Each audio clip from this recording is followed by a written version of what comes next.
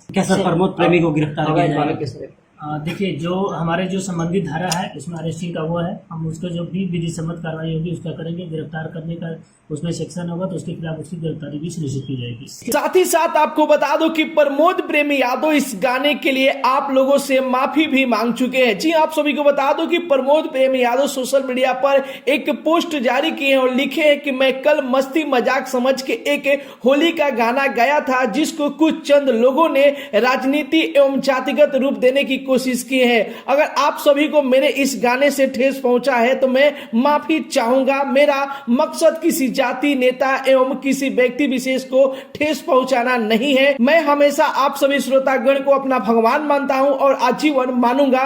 मैं ये गाना बंद करवा दिया हूं। अगर किसी भी व्यक्ति विशेष को मेरे इस गाने से ठेस पहुंचा हो तो मैं माफी चाहूंगा। जी आप सभी को बता दो कि प्रमोद प्रेमी यादव जो कि इस गाने के लिए आप सभी से माफी भी मांग चुके हैं। और साथ ही साथ आपको बता दो कि भोजपुर पुलिस ने प्रमोद प्रेमी के अलावा और दूसरे गायकों को भी वार्निंग दी है कि आप लोग अश्लील गाना गाना बंद कर दीजिए, आप लोग अश्लील गाना बनाना बंद कर दिए। और साथ ही साथ आम लोगों से अपील भी की है कि आप लोग कहीं भी अश्लील गाने को मत बजाइए और जो भी लोग डीजे पर अश्लील गाना बजाते हैं उन पर उचित कार्रवाई की जाएगी। जी हाँ, भोजपुर पुलिस ने कड़ा संदेश दिया है कि जितने भी लोग होली के मौसम में डीजे पर अश्लील गाने बजाएंगे उनके ऊपर सख्त कार्रवाई की जाएगी। उनका डीजे जो कि बैन कर दिया जाएगा, जब्त कर दिया जाएगा।